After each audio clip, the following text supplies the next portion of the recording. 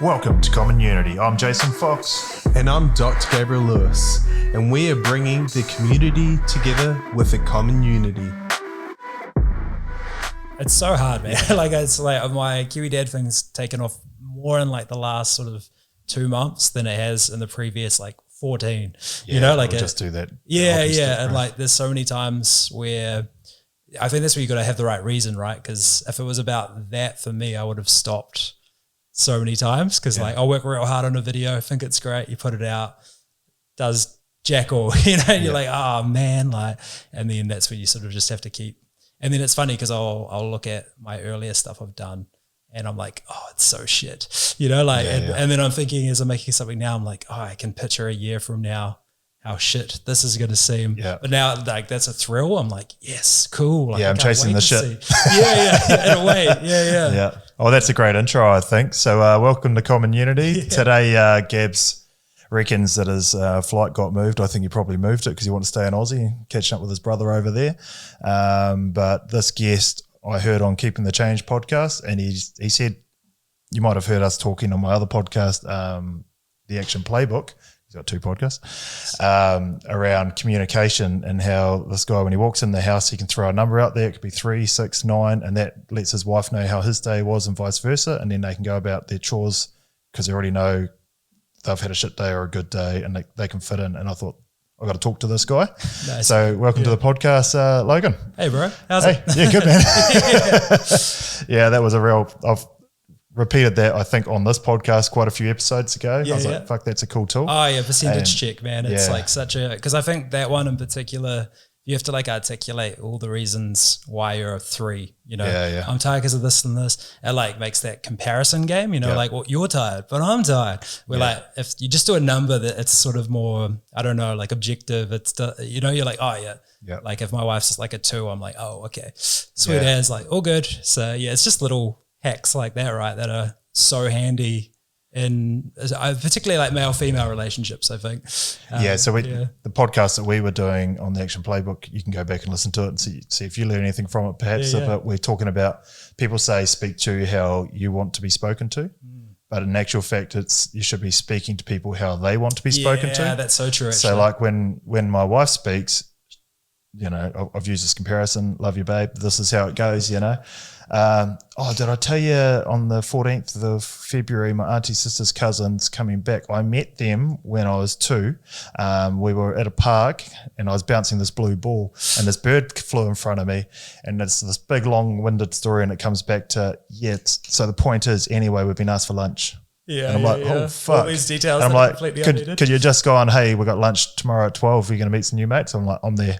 You know? So for me, I'm direct, straight to the point. So that number thing, I'm like, cool, I know where you're at.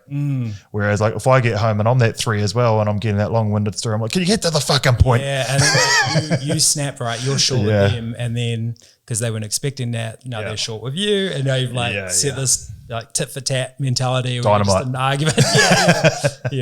Totally, so luckily we did some counselling early in the piece of our relationship. Cool. We were probably 2-3 years in, and that, I don't know if we'd still be together if we didn't. Wow. We did 3 counselling sessions, and what that probably taught us was everyone brings in probably comparisons or trauma or feelings around previous partners they've been with and how they've been treated, and kind of, this is what I liked and you're not doing that. This is what's wrong and you're not doing it.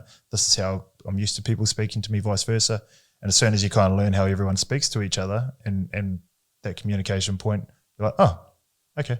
Yeah. And you don't need to get to that. Because it takes away that personal thing as well, right? Where say when you snap at your partner for, not snap, but just get to the point, and then they feel attacked, and then you feel, I know me, as you're describing that, I'm like, you're wasting my time and I have so little time. Yeah. Why are you wasting it with something so frivolous? So you're kind of feeling attacked in a way by her not respecting your time, right? Sure. It's this sort of understanding that those 2 mentalities are happening, but they're not actually meant to offend each other. Yeah, 100%. It's a huge one.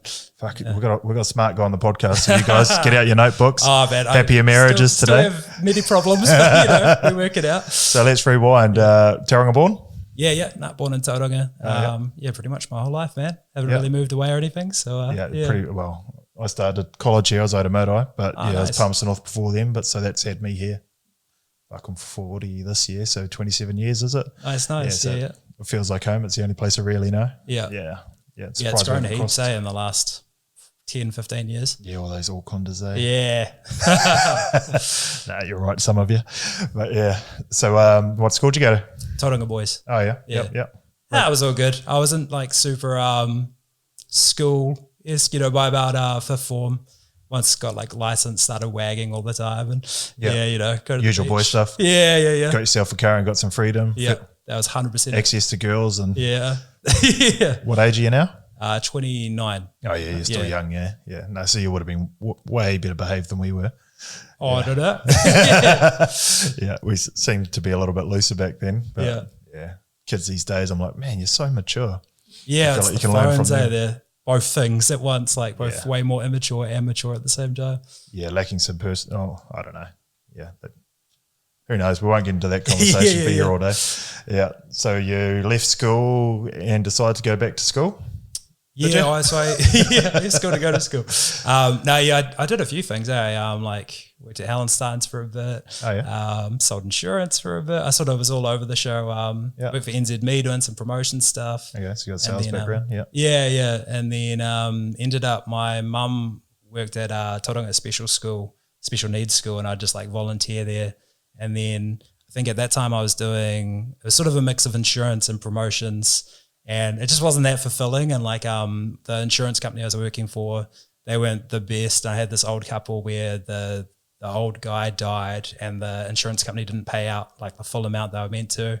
And I had the old lady calling me up like, what's happening? You sold me this policy. And I was just sort of like, oh man, this sucks. Like, Yeah, that shouldn't happen. There's obviously some underlying issues there. Yeah. I actually think that company's gone under now. They rebranded. So but that was when I was like, I don't want to do this. But then pivoted into, I was like teacher aiding for a bit while doing these jobs as well. I was like, I'll go study teaching. So then, went off and studied teaching and did that for 2 or 3 years. So let's rewind. So 15, realised you didn't like school, decided to go back, learn teaching so you could hang out at school. Do you know, I remember always saying, when you're like 17, 18, everyone's talking about like what you're going to do, what are you going to go study? And like some people I knew were going to study teaching. Yeah. I was like, why would you do that? Like we've just spent, 13 years stuck in school. Why would you then go study? Yeah. Just spend more time at school. And then I ended up doing it myself, which is the funny thing is I'm like, you poor suckers. Like, why are you teaching? I can't believe you do that. Oh, what do you do now, Jason? Oh, you got 2 podcasts. What are that teaching? I've got a program called Action Membership where we consult and mentor business owners. Oh, that's teaching. Yeah. I think it's the age of the person that you're teaching. It's so funny though, because like I trained primary and taught mainly like intermediate, and like that skill set applies in so many like basically everyone is about a 12-year-old when it comes to learning something new. Like frustrated because they're not getting it quick enough. Like all those skills are exactly the same everywhere. So I think teaching is actually quite a good base. It just sucks that it pays so low. And I think like pretty much everyone I studied with isn't a teacher now. And that sucks. Like I do feel bad for the kids and stuff. Well, the rolling strikes, man, like boys high. My son hasn't had a 5-day week, so he's had today off as well. They're going the rest of the term, day off every week. Pretty hard for the kids. Yeah, totally. But then the funny thing is too, you take your kids out of school and take them hunting or something where they're going to learn some real life skills, and they're on your back going, your kid's not coming to school, and we'll take your kids off you. It's funny, this like mixed messaging and and even like knowing the unions, like the secondary school ones, PPTA, I think that's it. Yep. They are like a way stronger union. Like because primary school, ours was, I can't even remember, NZEI, but their union, man, is just so weak. Like they just roll over straight away, like except the first year. Sorry, any teachers that are listening, but hopefully you also agree. Because I remember in the union meetings being like, so like sort of props to the secondary teachers, even though they're like messing up education, for standing their ground. Sure. Like, I've spoken to a couple of teachers because we had the parent-teacher interviews. Oh, yeah. And they're like, oh, look, honestly, we've got kids too. We just wanted to get back to normal. But I guess that's because you're a part of that association. Yeah, that's true too. Just do as you're told. Yeah. It's the downside of unions, It's pros and cons. Yeah, I don't know if they go to a vote or what. I've never been on one. Yeah, the primary one was like you vote yes or no. I remember, I think the last one back in like 2021 that I was part of anyway, it was like yes, or like yes, but not happy with this part. There was like no actual no. And I was like, what the fuck? Like, you can't even vote no. Like, yeah. So who knows? With you agree that you're unhappy and you want more. Yeah, that was it was like, yes, and I think that final one was like, yes, but we would like more release hours or something like that, but it wasn't actually no. Yeah, it's like, man. Yeah. Oh, you're buying back time, I suppose. Yeah. So what you went teaching what school? Oh, I did a few schools. So Mount Maunganui Primary, nice. Tauranga Intermediate, and Pies Bar School. Oh, yeah. Both our boys went through Tauranga Intermediate School. Oh, yeah, nice. Yeah. I went there as well. Did you? Yeah. Yeah, it's a good school. Huge. But big school. Biggest in the Southern Hemisphere, isn't it? Yeah, something like that, right? Yeah. Biggest intermediate. I guess not everyone's got an intermediate per se, like every country. Yeah, that's true. Probably skews the numbers a bit. Yeah. Tauranga's pretty full on. Yeah, hard out, man. I was surprised actually when I learned that. Like, I would have thought Auckland would have had a bigger intermediate, but I guess they just got more of them, so they don't need they a get full broken one. up. Yeah. Oh, cool. And did you get any good learnings through the intermediate sort of ages and stuff? Yeah, definitely challenging, man, but it's good as well. Just sort of that hitting puberty and a few emotions going around the schools. I did actually, like, I found it was interesting, I think, because so many teachers can be quite grumpy or like authoritarian. And so I would always try and like not do that. So like, you get the kid that's being a little shit, and just like most of the time I'd be like, let's just go have like a yarn outside. And then you could actually just basically be like, what's going on, man? Like, what do you expect me to react to that? And then most of the time, especially the boys, they'll just cry. They'll just be like, I'm sorry, I didn't mean it, Mr. D. So The boys cry more than the girls. Sort of. I could see that because girls tend to handle situations really well, where guys just fly off. So as they get older, they tend to fly off more with loud noises or punching. Yeah. Don't know how to regulate, right? So they just go that way. Well, girls obviously regulate a lot more with conversation. Yeah, I was surprised actually. Like, I thought being like a male teacher, I would do like really well with the boys, which I did. But actually, I think a lot of the girls really need a male teacher. Sure. Like, I had a few girls that ended up in my class that had like the naughty kids with a female teacher, and they actually were like pretty fine. Like they weren't actually that problematic. It's I'm always sad about that too, that there's not really males in the teaching space so much, because I think that does help a lot. Okay. Yeah. So you did that for a few years, and where to? Because you're not doing it now. So. Yeah. It's a bit of a tangent really. I might even, because I might take you on my like hormone fertility journey, because that sort of underpins a lot of this as well. Yeah. Nice. So I'll jump back to like, I'll try and keep it short. So this is your hormone fertility for having your child? Yeah, but it started quite young. I'll go back. So when I was like about 17, coming home from a house party in Te Puke, and the chick driving, she was on learners, but she told us restricted, you know how it goes. And then the chick in the passenger seat, I think Fast and the Furious, Tokyo Drift had come out, and she got this great idea anyway to pull up the handbrake when we're like coming back from on the Te Puke motorway at like 100 k's an hour, pulls up the handbrake. So the car flips and wraps around a tree. And then like my head smashes into my mate, and then through like the window, jaws of life pulled out. I don't remember any of this, just woke up in hospital after being concussed and stuff. Yeah. And then was like, oh man, that was freaky, but didn't really think anything of it. And then over the next couple of years, I started to get like migraines and stuff like that. And just real tired, like proper, you get home from work and just like have a huge nap. Yeah. And then my wife, Charlie, we've been together since we're like 16, 17. Oh, cute. Nice. One of those ones. Yeah. Rare. Very rare. Yeah, it's pretty hectic. But yeah, so she was a nurse. She's left nursing now. But so she was very sort of medical minded. She was always trying to like get ready to go to the doctors to find out what's wrong. I was like, nah. And then typical male. Yeah, pretty much, right? No, this is normal, I'm fine. Yeah. And then at like about 21, I'll just be fully candid. Like dick was not working very well. It couldn't get it up all the time and stuff like that, which at 21 is a bit concerning. Yeah. So then went to the doctors, did a bunch of bloods, and then found out I had this thing called hypogonadism. Which I'll do like a little science lesson real quick. Dr. Google. Yeah. Oh yeah, I've like ChatGPT read so now. much stuff on this stuff. Yeah.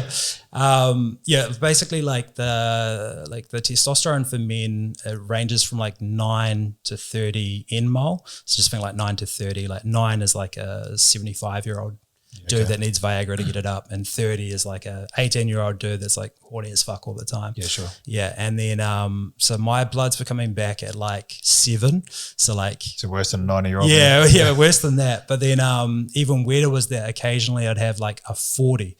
So super high, and they're like, what is going on? Okay. And like the way like testosterone works is that there's like the hypothalamus and pituitary gland, but basically just think of it that the pituitary gland sends a signal to your balls to make testosterone, and then it gets it to the right level, and then the signal goes back to the pituitary to be like, sweet, we're good, stop making it, and then it stops, goes down, and it restarts. And this happens overnight. So like in the morning, that's what morning wood is. Yep. As your testosterone is at its highest, it decreases over the day, and then which means you're healthy too, right? you restart it. Yeah. Even as an older man, if you're still waking up with a heart on, then you've got good, healthy testosterone levels normally. Yeah. Yeah, sure. And so like what was happening with mine was that my pituitary was like not doing the signal correctly. So it would drop drastically low, and then it would overcompensate and be like, make all the testosterone, and then it would spike right up, which for me, I wasn't really getting the benefit of it spiking. It was mainly just the crashes. Time it right. Yeah, these small windows. So like it worked sometimes, but sure. and then that was like a whole process too of like bloods over like 12 months trying to figure out what this is. And then I went for an MRI, and my pituitary gland is like pressed down. Like normally it's like a sort of P shape, and it was like sort of compressed from the car accident. Probably, they're not 100% sure, but it seems like it fits the that's the one big trauma that you've had. That would make sense, right? The timeline, and then got referred to an endocrinologist for what to do, and the treatment is testosterone replacement therapy, because you just inject the testosterone, and then it doesn't matter if the pituitary's sending a signal, because once the testosterone's injected, it basically just chills out, because it's like, oh, there's already testosterone. I don't even need to make a signal, which seems great. But the downside of that is that like after 6 months of TRT, the testes are basically like, oh, we don't have to make testosterone. We don't have to make sperm. Like we'll just, they hibernate. They literally. Okay. Yeah. Just, so that's why bodybuilders lose their ability that's to the use small it. nuts thing. Yes, because they literally atrophy. Which is crazy. But yeah, so at 21, like I found out, there's something wrong with you.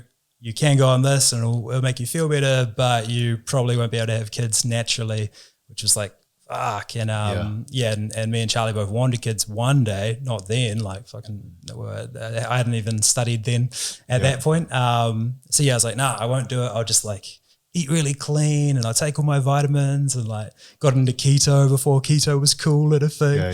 Just trying to like level it out, and it didn't really work. It did okay. I think I got like my lows to like 11 or something like that. So still shit, but and then for like the next 3 years, I did bloods like every 3 months, and it sort of progressively dropped more and more until at like 24, I was getting like 5s. And like the context, there's like a Olympic chick, like an actual biological female, not a trans. Thanks for clarifying. Yeah. You have to on this day and age. Well, she got kicked out of the Olympics because she had too high testosterone. I can't remember her name. It was this African chick. But anyway, her testosterone level as a biological woman, but with a high one, was 10. And I had 5. So I was like, fuck. And then that then led to a process of like having to go freeze my sperm, start the testosterone, and go through all that mental stuff of like, oh, we're never going to have kids the normal way. We're going to have to do like IVF or something like that. And which is all quite... It's a lot to take on as a young 20-year-old. Honestly, bro, like I'm just about to turn 30, and only reflecting now on that sort of first half of 20 to 25, I'm like, oh yeah, I could see like, because like before I started the testosterone replacement, that sort of 21 to 24, my mental health was just getting worse and worse. I think that's probably with the Kiwi Dad stuff later on, with relationship and communication techniques and stuff. It's because like at that time I had to like I got really routine based, got into like meditation and stuff. I was just trying everything to try and not hit the pitch, you know, of just, At least you went that way rather than drugs and alcohol. Yeah, that's true, actually. The other spiral, you found the healthy alternative. Yeah. No, good point. Which is the lifestyle everyone should be living. So Yeah. So, no, and that is, I'm probably lucky to not have that sort of addiction background per se. You know, I imagine if I did, it would have been a lot worse. But thinking of all that, it was quite heavy. But then started the testosterone replacement, and after about 3-4 months, so good, man. Like it's almost like the color came back to my life, and it's crazy. Stuck in the relationship again, eh? 100%. Yeah. Actually, that was almost a double-edged sword. I've talked with or Char, but even some of my mates about it. To go from like low libido to suddenly like sky high libido, back to like a 15-year-old boy. Yeah. And then like the gym's going better now, and you know you're looking better from the test. You got a zest for life. It's a bad mix. I had to really like hold myself back. That's probably one of the ego, was it? Yeah. Probably a rockier time because the ego was like, oh man, like what did I miss out on in my early 20s, you know? And yeah. So that's just another thing to navigate. But no, we stayed together and it's all good. Worked your way through it. Yeah. But then she must be a good girl. She stayed through all this, eh? Yeah. Oh, honestly, man, like when I think of all these different times together, like obviously it goes both ways, but it's wild. Right. Man. Yeah. But then about after 6 months of TRT, went and did a sperm check. I'd like kind of put it off because I didn't want to know. I was like, okay, it's probably going to be low. The sperm check I did before I started, the ones that I like froze, they were super high, which must have just been a benefit of those spikes of testosterone because they like everyone was predicting it would be low, but it was really good. So I was like, oh, awesome. And thinking, oh, maybe even with this TRT, it'll still be okay. And then got the sperm check back and none detected, like zero at all, just completely infertile. Which then like, it's not because you hadn't been using it all over the previous weeks. I wish that would have. Actually, it's worked as a great contraceptive in a lot of ways because like for the next 3 years, we're like, oh, we just won't use anything. And if it happens, it happens. Never even got close. So not to say, because TRT, I'll just do a quick note there that it's not actually a contraceptive. For most men, it makes them infertile. But like Arnold Schwarzenegger, he got his maid pregnant when he was on a cycle. So just a note there.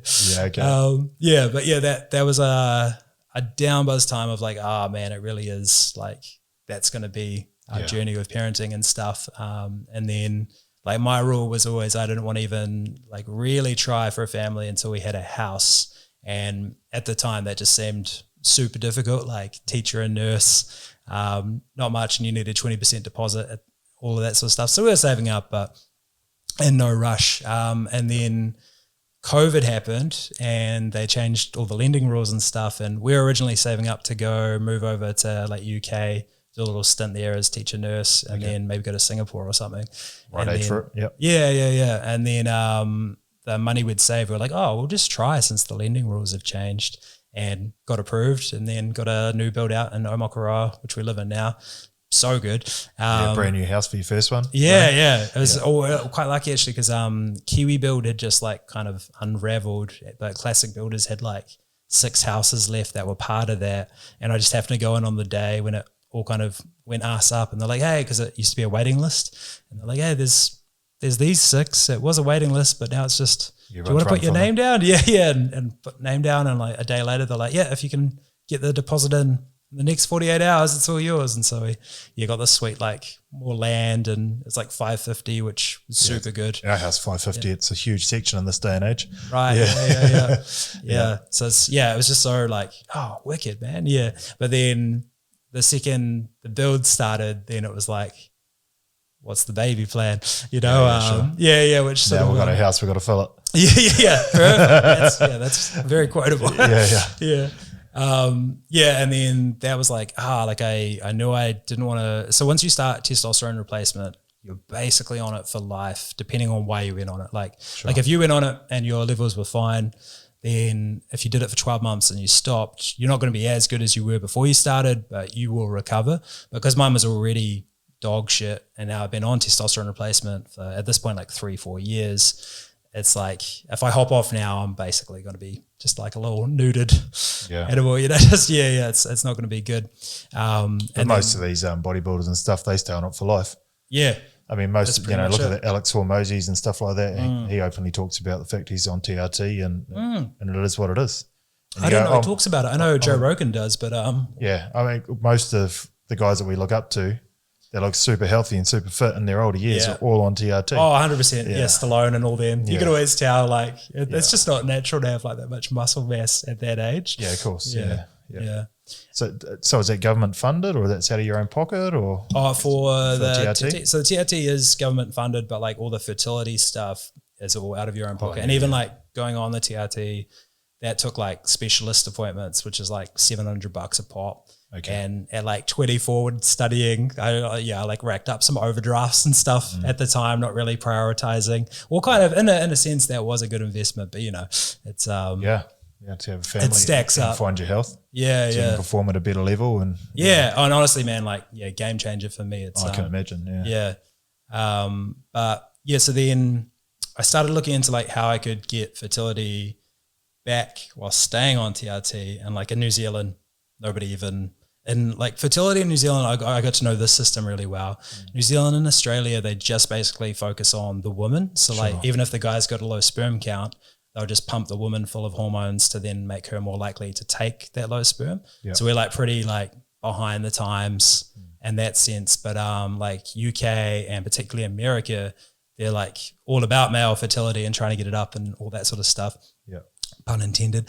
And then, so I learned all about the different drugs they use in America, and I just started, following all the forums and Reddit and stuff, which is full of like bro science as well. Yeah. But I'd see these guys posting like, just became a dad, and they're on TRT, and I'm like, how the fuck? Like, how did you do that? And then found out there's this drug called HCG, pregnal, human chorionic gonadotropin. It's actually what they test for when like a woman pees on a pregnancy stick and it's positive, it's testing for HCG. All right. And the drug that you inject is actually taken from pregnant woman's urine. So it's also expensive and hard to get because of that. But yeah, that drug in New Zealand and Australia, they just give it to women because it makes like egg production increase and stuff. But in men, it actually like tells the testes. So it skips that pituitary gland we were talking about earlier. It skips that step and basically is a signal straight to your balls of like, hey, you need to make sperm. And then she's ready. They turn on. Yeah. Well, that's the idea anyway. Like there's some conflicting stuff about like if you're on testosterone replacement, will the balls still not listen? Will the testes be like, nah? But I'd seen enough that I was like, this is the way to do it. With shot, yeah. Yeah, and we have it in New Zealand, but it's only prescribed for women. And then that was like fucking, like 9-12 months of like multiple specialists, urologist, endocrinologist, everyone coming in with, I got better and better with different studies and case like samples. You definitely know your stuff. Yeah. Like, what is this guy, a doctor now? Yeah. It's just like, that's like, because every time I go in, they'll be like, no, that's a woman drug. And I'm like, no, I know it's prescribed here for women, but like, look at all this, and then I slowly got better until I finally convinced the doctor where he was like, okay, we'll try it for 3 months and I want to do bloods every week and it's like all out of pocket for you. Like every blood test I had to pay for and all that. And I was like, yep, let's just try it because the alternative is doing IVF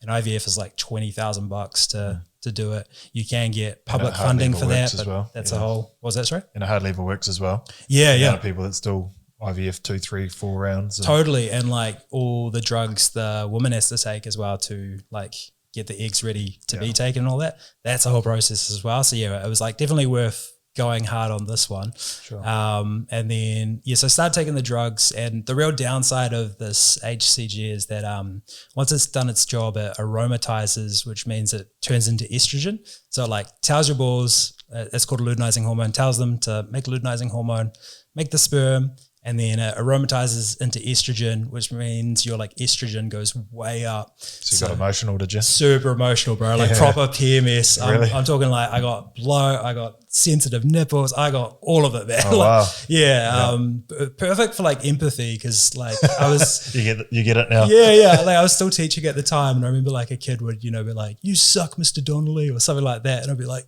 oh, like, like shot from the heart. And then like, I don't know, like Cha would do something that was annoying. And I'd just be like, oh, like just furious, you know? Like, fuck, I cannot control myself. Like, what is going on? Wow. So that was an interesting one. I remember like at around that 3-month mark, I was saying to Charlie, I was like, oh, I don't know if I can keep doing this. Like, I'm struggling. But then went and did a sperm test, and I had like, the range for sperm is huge. It's like 50 million is the low to 300 million is high. But like basically you need 50 million to be considered fertile. Like 49 million, you're not going to have a baby. And 50 is like maybe.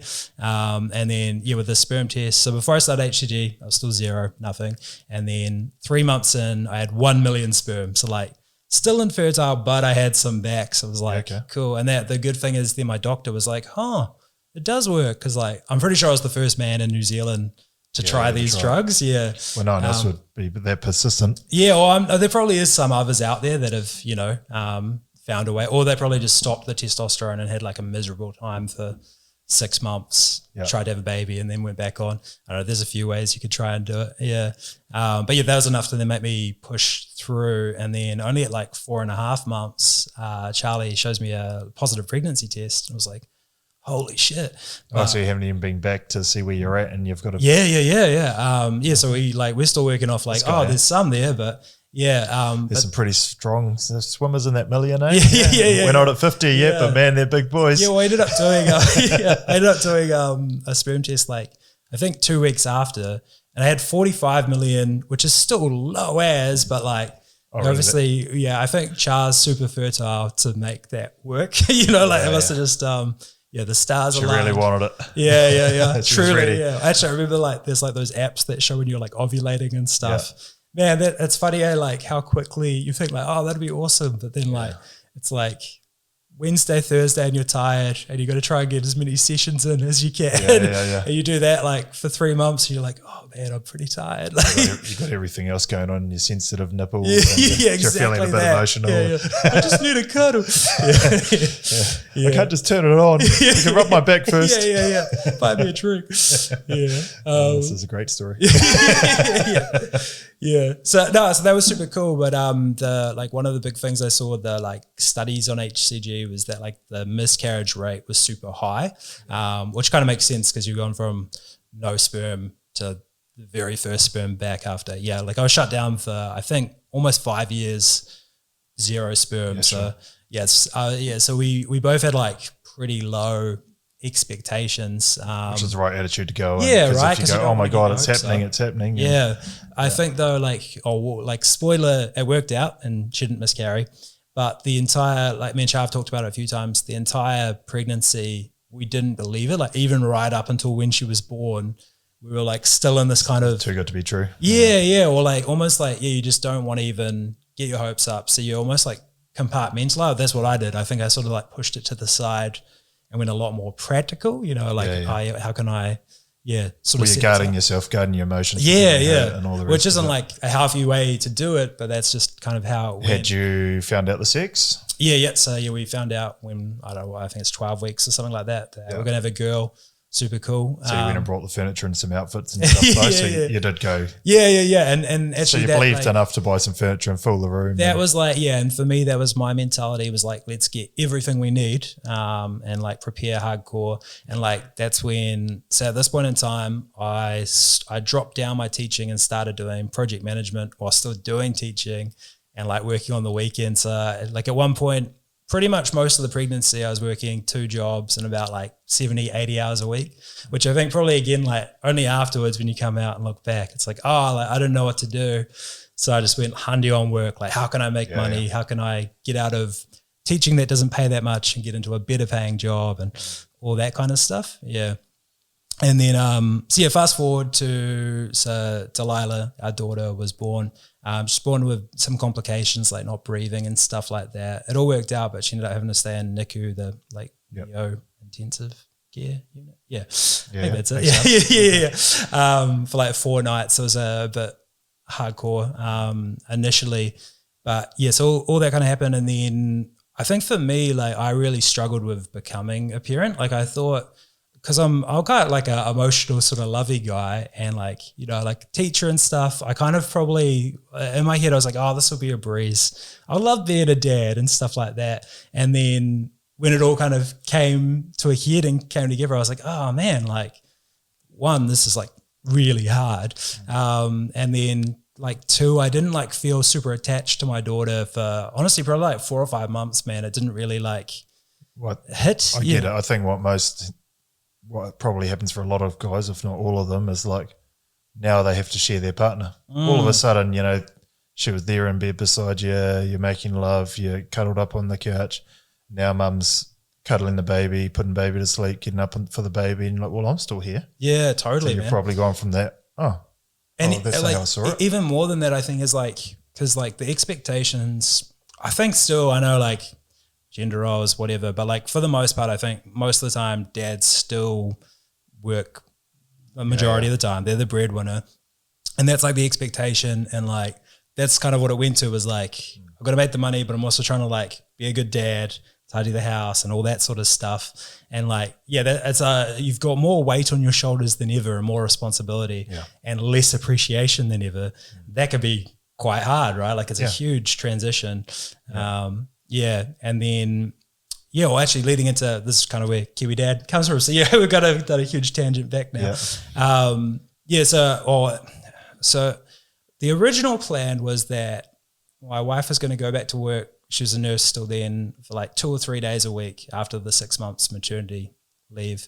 Somewhere along the lines, there's a miscommunication, and she like let me know that she wasn't going back to work for a year. I was like, what? Like, no, we can't afford to live on just, and that like freaked me out. And then that like led me into sort of a hyper-focused mode of really getting into finances and like doing a proper budget for the first time. Like I kind of, I'd done budgets here and there, but I really wanted to just see like what's our incoming, what's our outgoing. Really understanding it. Yeah. How can we survive?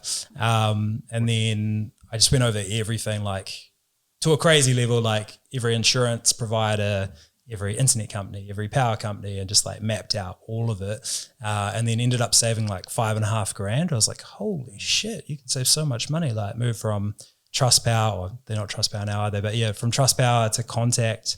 And that was a huge change, bro. That was like $100 a month. I was like, why am I paying so much? Trustpower's like, we'll give you a free TV if you sign up to us. Exactly. Yeah, right. You're paying for it in your monthly. Yeah, well, we'll give you a substantially more. Yeah. We'll give you a Trustpower check because you're a shareholder, but you're paying for it monthly. Yeah, you're just getting refunded the money you paid them. Totally. And because that was like, we were Trustpower like before when we were flatting in Gate Par. We got the tech check. We moved to Omakaroa, waited for that tech check, and this is when we had become parents, and they're like, oh, sorry, you're Western Bay now.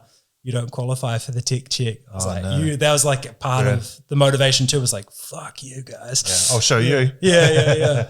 You're going to go broke without my business. yeah. You'll notice me. So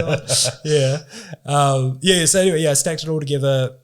Saw we could actually like live. I was like, oh, cool. And then like in Omok, it's basically all like new families, and like 2 houses down, my neighbor, he had like, I think his daughter was like 9 months old when mine was like 2 months old at that point. Sure. And he was basically saying the same thing. Like his partner was working 1 day a week, and he's like, bro, I don't know how we're going to make it and stuff. And I was like, oh, bro, I've made like a budget. I saved all this money. He was like, can you write that down? I was like, oh yeah, man. So I like made like this little PDF of just like all my price comparisons and stuff, send it to him.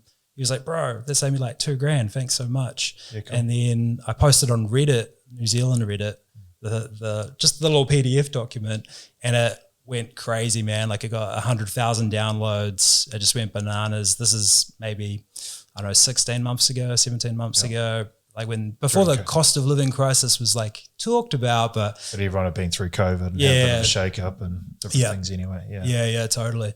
And then from that, like some newspapers like the Herald and stuff contacted me like, hey, can you talk about this guide? And then from that, the TV show Breakfast and The Project, they were both like, hey, do you want to come on? I was like, oh, cool. Like sweet as. They come to your house and you just like live stream over. But they prep you like the day before on sort of what they're going to ask you and what you can talk about and all that stuff. And they were like, what's your social media handle for people to go find the guide? And I was like, I should probably make one. Like, yeah. and that was literally where like, I was like, oh, I'm a Kiwi dad. I'll make one called Kiwi Dad.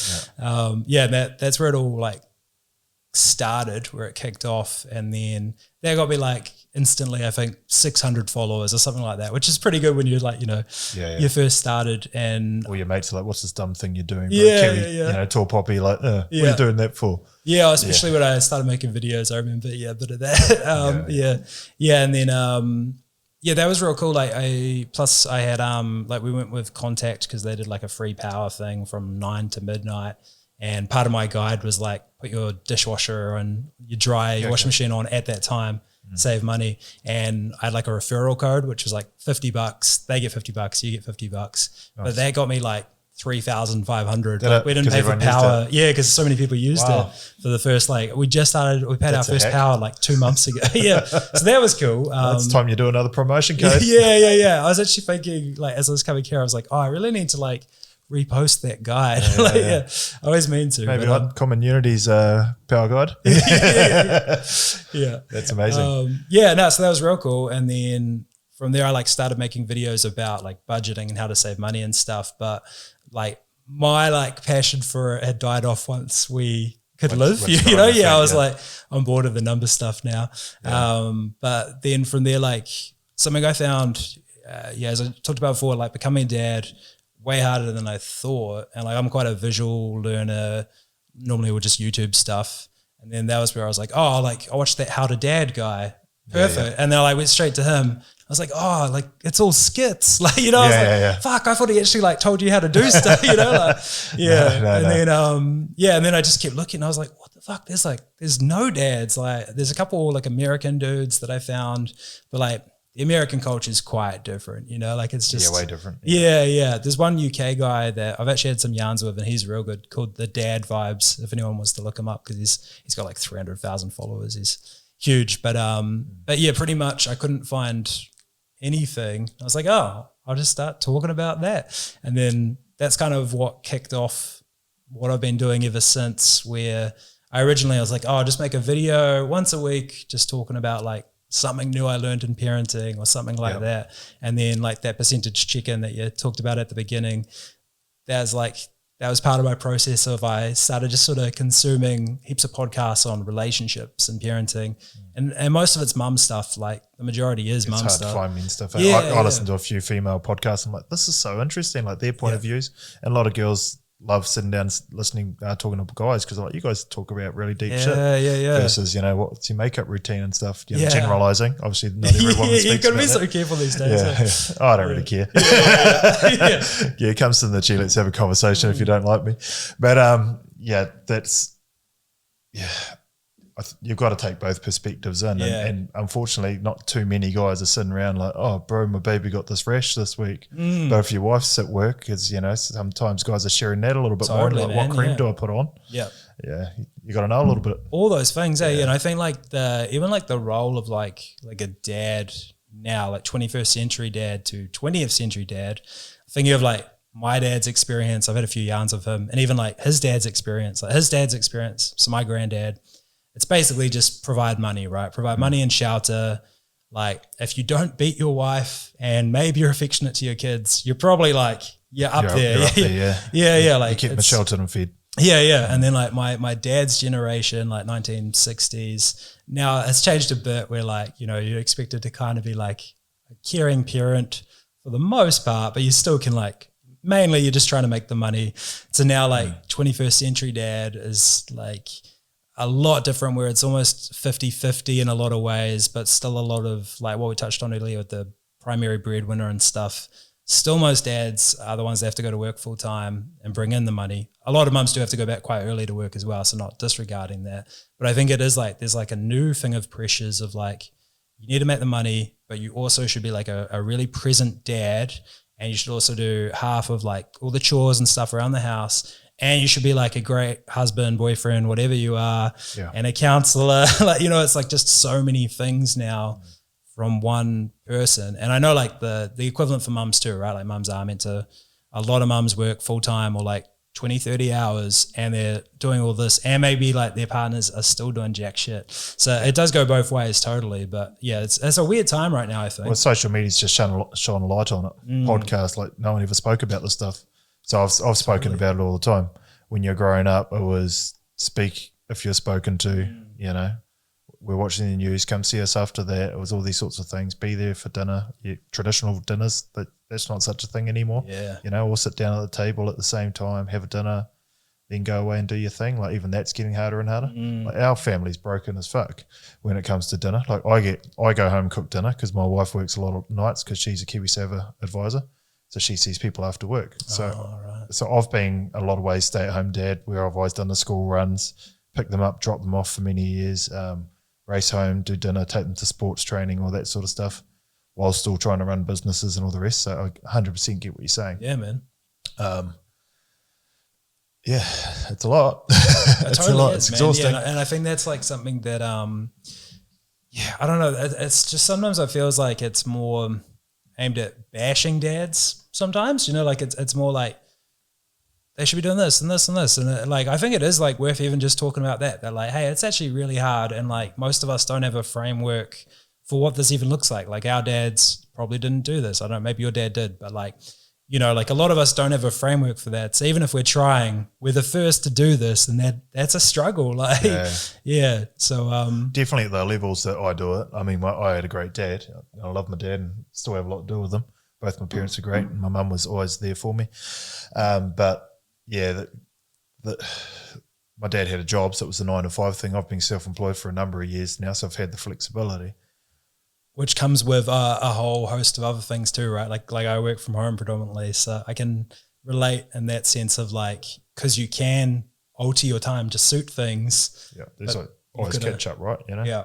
Yeah. The last few days I've started before 7 and finished 9ish. You know, tonight will be 9. We're at 8 now with the podcast running. Yeah. Got 2 podcasts running, so it's another tie. So yeah. You know, 10, 12-hour days with some family stuff thrown in the middle is becoming the norm. But it's all worth it.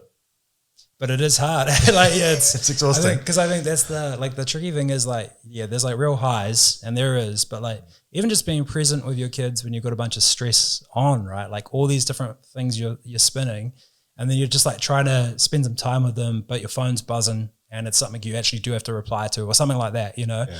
And you're just like trying to, and then, yeah, this is like where like something like the percentage check again comes in good, because then your partner says something that they're like, can you just go do this as well? You know, something like that.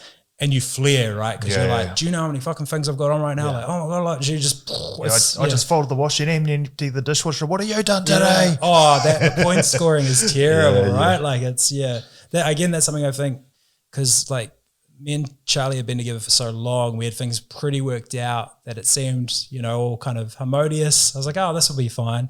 And then, when a baby gets chucked in, new jobs, and you're the one doing all the tidying up and stuff. Particularly like the first sort of 3-ish months as we're figuring it all out. Like I was basically like working, trying to do the budget and all that sort of stuff, and also like making all the dinners, looking after the house, you know. And it just stacks up. And but so sorry, just circle back to the Kiwi Dad stuff. That it started as just trying to make some stuff to help, and then it's almost turned into like a therapy, man. Like I love it now because I'm always looking for like a new thing I can try, and it just like helps me process stuff. Where I'm like even that not bonding with my daughter straight away. I talked about that quite a while back now. I think the video is pretty average, like by my standards now. But like even just trying to make a video about that. And like opening yourself up to that sort of vulnerability of being like, hey, I didn't like feel this deep love for my kids straight away. Anyone else, you know, like, and like to articulate it was good therapy for me. And then I had a bunch of dads message me and be like, bro, same, like, you know, like, and I couldn't tell my missus because she'd think I was like an awful parent. So I just didn't say anything. I just said, you know, like, and then that feedback was like, oh yeah, this is my jam. Something. Yeah. And then it's basically just gone from there of like listening to different sort of podcasts where they talk about relationship stuff or parenting stuff, as well as just like everyday stuff that comes up, man, of, like we still have so many miscommunications where we just try to like unpack them later, you know, like we've got so many good things now where the second we get heightened, we'll just say veto. It's like veto is like, we can't do it right now. We'll wait till we cool off. Yeah. And like, sometimes that's hard to do, but like if one of us says veto, we're like, oh, okay, like all good. And then like, we'll normally like go have a shower, eat some food, then we'll come back to it. Sometimes it's vetoed until the next day. We like always try and come back to a problem, you know, like actually unpack what happened in the bucket type thing. Yeah, because it will happen again if you don't. And that's hard, particularly I think that first year of parenting. And like, I've only got one kid. I can't imagine what it's like when you've got more. But that the first year for us anyway, you're so tired that you're like, I don't want to unpack whatever the argument was about, you know. I want to pack it down and store it up so I rage up at other times. Totally, man, totally. Yeah. But no, I think that's been such a big part of it. And like that, once you start looking at yourself, like a huge thing for me is like I try and like I want to respond now instead of react. And I so often would do that, particularly in that first 6 months where I think I just wasn't that regulated mood wise. And I'd lost, like I said before, I was quite a routine person, and that just gets thrown out the window. Like I'd always get up sort of 5:30, go to the gym, meditate after the gym for like 10, 15 minutes, you know, just like a bit of breath work. Yeah, nice. And then I'm set up for my day and and that balanced me. And then I just couldn't do that. I couldn't just go to the gym and stuff and then go to work. It's just not how it worked anymore. And that like, I held on to that real tight. I was like, no, I've got to get it back. Like I'm trying to make it. And then that caused so much like resentment and just like, I was just kind of grumpy a lot of that first 6 months. And I think if I had just like gone with the flow a bit more, been a bit more chill and been like, that's all good, it works out, and not done that like that comparison and that keeping score shit, then I would have had a much better time. I would have probably like bonded with my daughter a lot quicker because I think I was overthinking it instead of just like enjoying the moment. And and that's that's the gift of like what Kiwi Dad's done for me, as well as that just hopefully it can help other dads and even mums, you know, like I think a lot of mums reach out to me on kind of what you said before of mum podcasts and stuff and how it's interesting to hear a male perspective. Like I did one on, I called it maternal gatekeeping, which I heard in a like another podcast, a parenting one. So I stole it, but it's basically that like so often mums say you're changing the nappy and then they come in and they're like, that's not how you do it. You do it this way. And then like that only has to happen 2 or 3 times. And then dad's like, fuck it, I'm not doing it then. Like obviously I do it wrong. Or what you know, it's all sorts feeding them. Do it yourself. Car seat, whatever, all that stuff. Yeah. And I did a video on that of just explaining like, here's what happens when you do that and you're trying to correct your husband, partner, whatever, on what they do. Like really to him, it's like, you're shit at this, I'm better.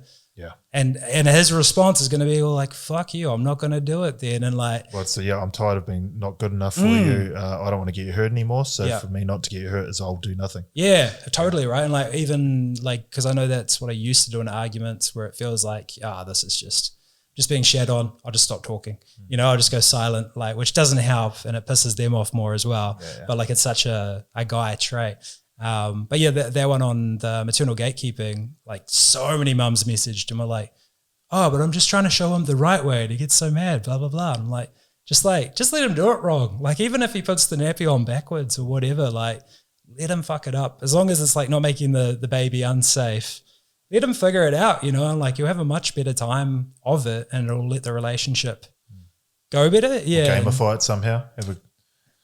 Have you do that? But well, no, there's all sorts, man. It's I think and truth, it goes both ways too. Like, because I got quite into trying to get our daughter's sleep was not great the first year. It was pretty bad. She had real bad reflux and stuff. And so I was like reading up on all the sleep training stuff and like, we should be doing this. And that caused friction as well. So I was doing like the paternal gatekeeping of it. So it does go both ways. But yeah, I think it's just that kind of stuff, right? Of like, in the end of the day, it is communication, but it's figuring out like what you said earlier, that it's not like, don't speak how you want to be spoken to. It's how they want to be spoken to. Yeah. And like that, you take for granted that you would know how they would want to hear something, but you don't know, right? Like have you ever like sat down with your partner and been like, well, like this is why it's good to unpack an argument. Like, why did that upset you when I said this thing, you know? Like with your story about how your wife says all these details, like what is it that upset you about it? Personally? Yeah. it doesn't upset me. It's just like, get to the fucking point. Because if anything, I'm just like, yeah. Are you listening? Oh, what?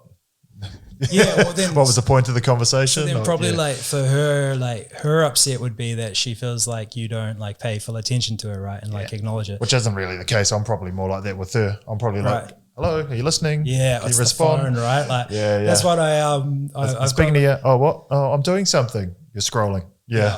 That one. Yeah. I've literally got a video that I haven't released yet where I'm like, this is an argument we've had, and I've got to run it by my wife first because I don't know if it'll fly. But basically, that like, because I go to the gym most days now, and then we had a sort of thing about, like, I'd love to go to the gym. My wife's saying, I was like, cool, no worries, let's sort it out. And then, no, I don't actually want to go to the gym, but I want the time to go to the gym. Yeah. Okay, and then so you don't go to the gym, spend time together. And then they're on their phone, right, just scrolling. You're like, you want to do something? Like, want to play a board game? Like, want to do something together? Nah, scroll the phone. And I was literally like that last night when we went to bed. I hopped in bed. Like Anna had come home. She'd been working late. It's 9 o'clock. Oh, what do you want to do? Oh, should we watch something? Just put a show on? Okay, so we put a show on. And the whole time, phone. I was like, okay, sweet. Go to bed and then like fucking an hour conversation. Well, we went to bed at 9:20. It was 10 o'clock. And I was like, wow, it's late. I've got a big day tomorrow. Can we go to sleep now? And we just had the last hour we could have spoken. Yeah. While we're out there instead.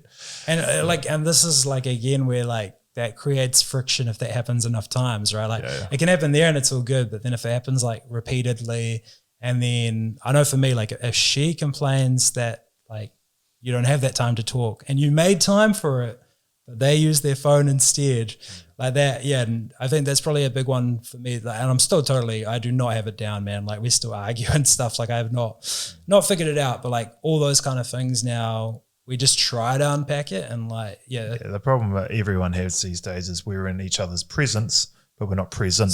So true. 100%. Like, go to dinner, 6 mates, everyone's taking photos of their foods, the drinks and everything. You can just sit there and watch other tables and everyone's staring at their phones. And I post a lot on social media, but I'm like, photo, put it back down. So anyway, I'm not like, you do like, I've got I've got the timers on Apple. You can set like timers for your apps, and I've got like 30 minutes for Instagram and TikTok and stuff. Does it close it or something? It pops up and it says like you've exceeded your time, and you can like click to extend for a minute or 15 minutes, but you have to click it. And then that for me is like it's triggering. And like I've put all my apps. I should probably do a video on it because probably help people. I've put all my apps in like a folder, and then I've got like a little notes app inside it, and I have to do like a little micro journal entry before I'm allowed to open Instagram, TikTok, YouTube. Yeah. And it can just be a sentence. I can literally just be like, just went to the gym, or like feeling a bit stressed out at work. It can be anything, but often like, because I know I have to write the sentence, I'll either not open the apps because I don't want to write the sentence, or I write the sentence and then I'm like, I was actually just fucking around. I don't need to look at my phone right now. Just like breaking that cycle, of checking constantly. Like we're doing a podcast on it tomorrow for the Action Playbook. Yeah. So I'll touch on it here because not everyone that listens to this listens to the other and vice versa. But everyone thinks like you're talking basically about distraction, like your phone's a distraction. Your phone ringing can be a distraction, all sorts of things, someone mowing the lawns outside, whatever. There's lots of distractions. I've got to get this email done, or I've got to I'll finish this essay, whatever, an email pops up, like that's a distraction. And it's been proven, like if you go and open, say, that email and you come back to the task at hand, it takes you about 20 minutes to get back into like that full groove of doing something. So there's a toggle app. It's got a thing called Pomodoro, and you can go like 30 or 40 minute Pomodoros, and it's just like you time yourself and you're 100% focused on that task. Well, everyone thinks the opposite to distraction is focus, but the opposite to distraction is traction. Both words have action in it, right? Ending in action. So you want to be making traction while you're doing things. And a key in doing that is obviously just removing that distraction. So it's not to say that I'll never look at Instagram. Be like, right, I need to get this deal, say I'm doing finance and it might take me an hour to do a deal. I need to get all this submitted, Excel, go through all my checklist, make sure the write-ups are right and submitted before I check my phone.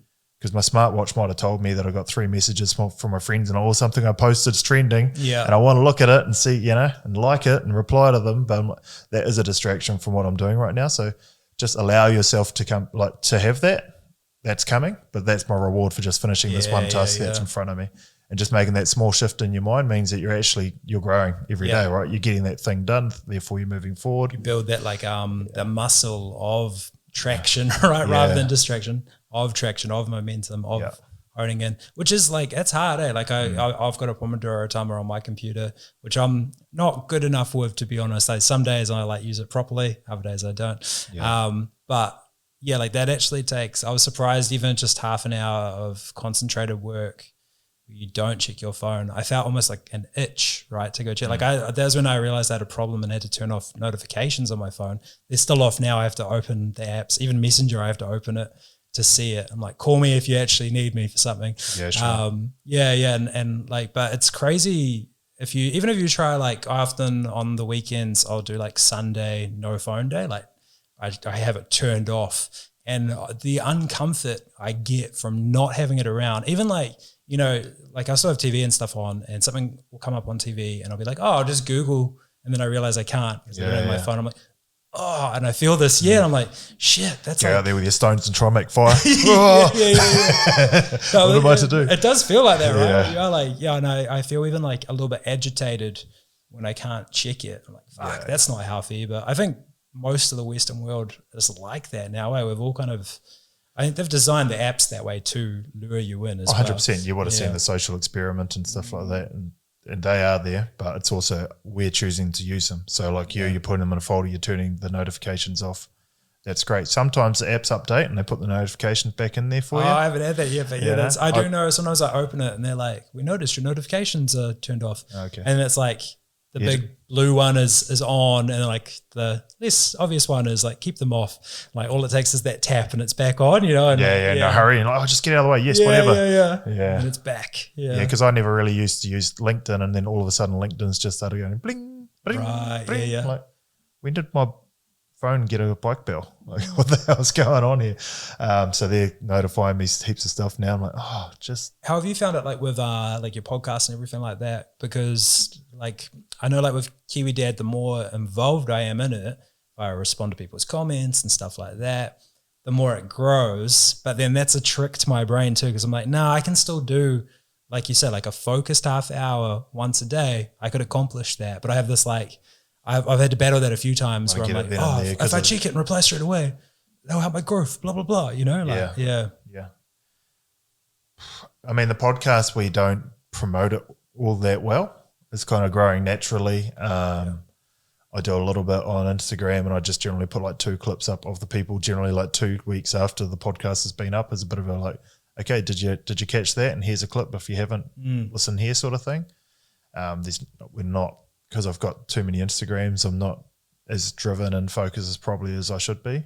But again, that's where hopefully in 6 to 12 months I'll have someone sitting up here that can be doing all that scheduling for me and doing all that stuff. I'm like, you just churn content. Yeah. And then we'll probably see this massive growth, because this new finance company we've launched, I've got so many things I want around it. I want to have like drive days, because I'm real passionate about my cars, as you can probably tell sitting in here.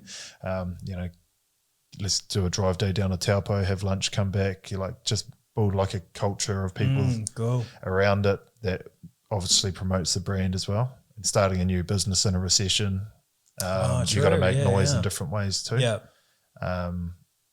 Hopefully no other opposition finance companies are listening to this. Try to steer I don't know, bang your head on the wall. The benefit you've got is like you've shown up for this so many times already, and like that consistency thing, I think that's like something I've loved. Like I do about 3 reels a week now. I progressively, one, it's easier to make them as you get better with systems and stuff. But that like having to show up, you know, at least twice a week, super good. And like already with this, you're doing that where other people won't know how to do that, right? Like it's about showing up.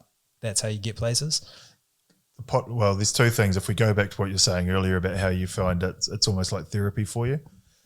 I say that all the time. Like this is like this conversation we're having is pretty deep, right? We've got headphones on, therefore there's no outside distraction. Our phones are away from us. We're not distracted. We're not eating. We've got a beer, but we're completely solely present. Yeah. When do I sit down with my friends and have a conversation to this level? they'll be, oh, look at that nice car, or oh shit, who's she? Or Yeah. you know, there's Or always they got some their kind of phone, or distraction. there's TV or something. Yeah. There's something. So when does this happen? Very rarely, but for me, it happens every 2 weeks. That's real cool. You know, man. and from that, every time I learn something, we have a really deep conversation. So yes, I believe this is like a counselling session for ourselves. We come away, we're growing heaps.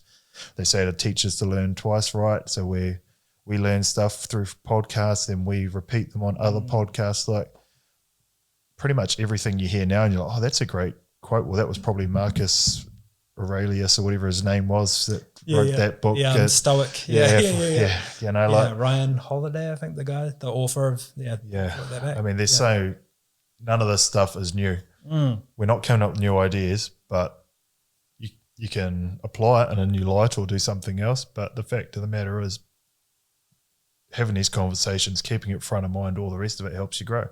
Totally, man. So that's huge. For the business side of it, you just don't know who's listening, eh? So if you go on the social media, and even the stuff I post, like, it looks ridiculous. I post stuff and I get 10 likes or 15 likes. So I don't get huge engagement. But the people that I'm trying to engage with generally are like transport industry guys and stuff like that.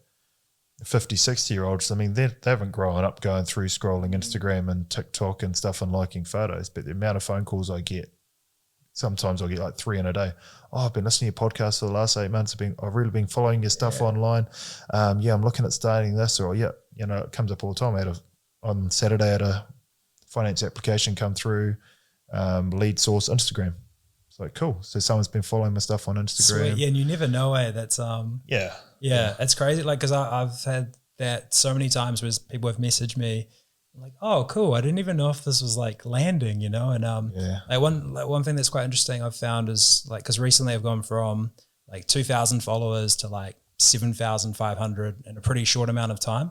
And it's funny, like I was like, oh, like when that happens, I'll feel great. And it feels pretty good when like the dopamine hit is happening of the big spike. But it doesn't actually, nothing actually changes. If anything, it's probably worse because it's more people you have to try and get back to. Yeah, Because in your head, you're like, oh, I've got to reply to everyone. Yeah, or even like I've got like a big American sort of group of people have started commenting now. Yeah. And they're all like super divisive about like, I don't know, like I had a video of me with Lila, and I'm wearing a baby carrier and I've got Lila on me, and all these people are like, shouldn't be front facing, blah, blah, blah. And then like a couple are like, guys shouldn't carry babies and blah, blah, blah. Like, and like one part of my brain's like, great engagement. Like because the controversial comments, people then respond to that. Yeah. It's funny too, because this is a thing too, where you're like, any bad thing can be a good thing. Where you hear all the YouTubers like, come on haters, what do you got to say about this one? Like, literally just help me make more money. Yeah, totally.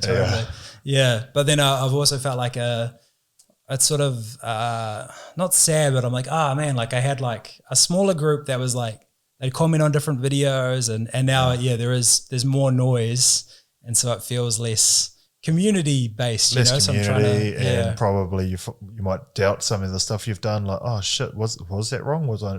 Yeah, well, I felt that like I posted a video and it did okay, not amazing, not terrible, and then I felt like, oh, should I have done that? And I was like, stop, like it can't be. The second I go to that mentality, I won't be making it for the right reasons. And I know for me that'll turn it into work. Because I had that when I was trying to make the budgeting videos, where I was like, oh, I need to make a video. And I wasn't enjoying it, and it felt like a job. And so I had to find like a source of like, no, this is a good thing. I want to do this. Like what I imagine with your podcast editing, sometimes it can be hard. Like overall, you want to do it. I never want to do it. Yeah. Right. Okay. Yeah. If you can outsource it. Yeah, I've been doing it for so long, but yeah, I enjoy this. I enjoy the sitting down doing the podcast. But makes no sense for me to doing it. I don't earn money from it. There's so many things I'm trying to do. When I'm not working on finance deals and stuff like that, that impacts a lot of people because they need it for their lifeline, their businesses, to replace assets. If that truck doesn't sell and that person doesn't get paid for it, they can't buy their new one, and vice versa. Like these chain effects and stuff. My time is best spent doing that. I love this sitting down, but me sitting there editing is not me. The reels and stuff, I do all this stuff for people to help them learn. Like literally on top of my Instagram says, I want you to succeed. And that's got my business. It's like, I want to see everyone succeed. So if I can add some value and people succeed and I get a cool group of people around me, then I'm all happy. fuck man, I've only got like 1,000 followers, so I'm not reaching a big audience. But if 100 of those are really good customers of mine, that's all I need. Yeah, and you've got like a cool, like obviously you've got the values there where you actually want to help, which is like a huge one. And then you've got a cool thing where it can actually flow into business as well, right? So it can supplement in that way. So you've got a cool like I guess in some ways it's marketing. It was never done in that intention, but if anything, then people hear you speak and they go, oh, that person actually knows a thing or two about what he's saying about, I'll trust him with my business, or then they come in. So yeah, or like compared to, you know, if you're doing say traditional advertising, you're just, you know, some ad in the newspaper or something like that, you're just a face where like they'll get to know you through this sort of thing. Like, that's why I think they're both so important, right? Yeah. From a finance perspective, what do people do? I want car loan, bang, you've got to be there. So that pops up. But if they do that and then they find that company's linked to a whole lot of Instagram stuff and they're like, oh, the stuff they're posting really resonates with me, well, that could be quite cool too. But then because you're in finance, you know, oh, this is not financial advice and all that spiel you got to go through. You got to be quite careful. There was a period where I was doing like weekly updates on what I thought was happening in the economy and stuff, and I got told off by the FMA. Oh, no way. Yeah, they're like, that post you did there was financial advice and remove it, or we'll prosecute you. And can you, so if you put a disclaimer saying this is not financial advice, are you covered or you're still not covered? You're too closely aligned to when you're in the financial advice space, you're just best to not do anything because it's too broad and can be seen. Right. Oh, far out. So I actually had quite a good following. I just went in and just deleted like 300 posts or something. Fuck, that would have hurt, man. And the time that you spent. Yeah, I just went, fuck it. And then I was like, I started coming back to it. And so I've been a bit bitsy with that sort of stuff. Maybe I'd have a better following if I'd stuck it out or. I mean, when it actually like impairs your business though, and you're like, the job I do and Kiwi Dad are like quite separate. So I don't have any risk, you know, so it must be a whole different ball game. Yeah, and that's probably, I mean, it's hard to talk about finance all day, every day too. Obviously keeping the change and stuff too. How does he get away with it? Does he, I'm trying to think if he has like. Well, they're not financial advisors, they're accountants, chartered accountants. Oh, right. So then they get. And isn't that still, is there like a Mickey? Yeah. Yeah. I mean, they're not giving advice. They're trying to tell people how to live their lives and values, and they're right in a lot of what they say, like go and find a way to earn some more money, or you got some stuff lying around your house, which is very Gary V recycled. You know, like I've openly said earlier, the whole I don't quite agree with their values on owning a house. Home ownership isn't for everyone. And there's a lot of arguments in Rich Dad, Poor Dad. It's a book that everyone should have read and really understood at a young age. But, you know, everyone thinks their home should be where they get that wealth from. I mean, I'm really on the fence about this at the moment because we're quite happy with our house. We love our house. But I'm looking at it as opportunity cost of we've already got some investment homes. So even if we were to sell our home, we'd still own homes. So we'd still have a foot in the market. But let's throw a number out there. Say you had a couple of $1 million house, you might have $1 million mortgage. If you cashed in $1 million, what can you turn that $1 million into per annum? We could start flipping houses. Maybe we might do 4 flips in a year and make $400,000 off 4 flips. So now you're at $1.4 million a cash position versus your house that might have gone up 10%, so you're only at 1.1. But there's work involved in it. Yeah, and the time and energy and risk as with anything. So that's where you're going to put that. You know, we're looking at growing a business right now. Maybe if I pumped $300,000 into it and just went fucking crazy on marketing and stuff, by the end of the year, I would have got that money back. You know, you got to look at things. But ultimately, when you've got a family, you've got kids, like homes where the heart is, it's a stable home. You just go, it's good. We'll stay there. Yeah, I was lucky with my old man that like is from Porirua, and from like a rougher kind of, you know, socio-economic group. And his whole thing was like, I want to get like out of Porirua and I want a house. Like that was his whole mentality in life. And he got it. He got out, got the tauranga. And then my whole life is like, rent is burning money. If you can get a house, get a house. And like, in fairness, he didn't have like the rich dad, poor dad, the full mentality behind it. From where he came from, he didn't have that sort of, you know, financial literacy. But at least like he instilled in me from like a real young age, like get a house because then you have something to leverage. So he did have at least that, you know, of like always get a house if you can get a house. Yeah. 100%. I mean, I wouldn't be where I am right now had we had not brought houses. You know, having houses gave us the ability to go self-employed because we had the equity and the fallback position. It's a bailout. The house goes up a little bit. If we get in the ship, we can sell it. We can clear off whatever debts we may incur. Like, there's always that bailout. From a finance perspective, excuse me, beer. If you own a house, the financier sees you as having a better fallback position, because if we lend you $150,000, but you've got $500,000 equity in your house, well, you're not going to want to lose your house, but you've got your house that you could always sell if your business is going to go broke or something. Therefore, lending you this 150 grand is far less risk than someone who's boarding with their auntie. Yeah, you know, that's got absolutely nothing. $5,000 have probably got a TV and a duffel bag full of old sports gear or something. Yeah, you can see literally just on paper, even if the person that was renting had like a higher initial deposit or anything like that, like cash on hand, still it's like it just doesn't even compare. Yeah. So there's all those things. So property's just, it's the easy one, and because most people don't understand shares are scary, risky. You know, people buy when things are going up and sell when they're coming down, so they're always in the backwards. Yeah, I'm on that Sharesies group on Facebook, and I know, like, I think sort of end of 2021 it kind of peaked and everything was going down, and I saw people literally posting like, I've just sold and lost $2,000. Like, how is this a good thing? Blah, blah, blah. It's like, oh man, like, don't invest money if you just have no idea. Like, it's what are you doing?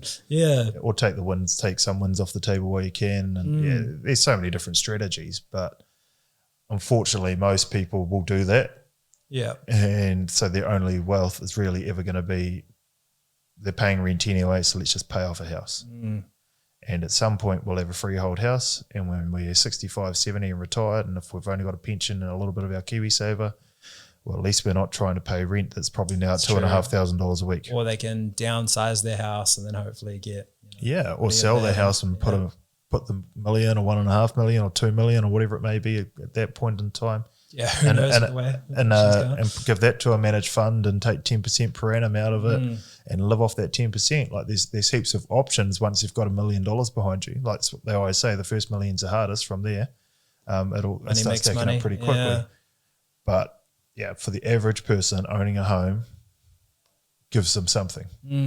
Yeah. No, I 100% agree, man. I think like or things like this podcast are so good for exactly that, though, that like you can have conversations about this kind of stuff and like make people aware, because there is so many, like, I'm still pretty early levels. I've got like a couple grand in Sharesies. We've got a house, but like I'm at least aware like there are lots of ways to make money, and the conventional 9 to 5 doesn't have to be your only way. And especially if you have time, like I wish I had started investing 7 years ago, you know, like that would have been great. I started maybe like 2.5 years ago, but still, like, I can see that increase. And then if I don't, my goal is to try and not touch for as long as I can, and just that's like my slow burner one. But well, a classic example of that is, I forget what Bitcoin peaked at New Zealand. I think it was 70,000. Did it get that high? Wow. Was it higher? 70? I think it was 70,000. It really crashed in out sort of. And it came down to, at the lowest, it hit 15,000. I saw it at like 20 and I was like, whoa, it's dropped a lot. It's about 26 at the moment. I sold all of mine when it hit 40.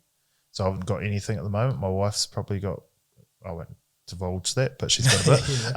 But if you started buying and then at its peak and rode it all the way to its bottom and back into where it is now, and it's only at about 26, you'd still be up.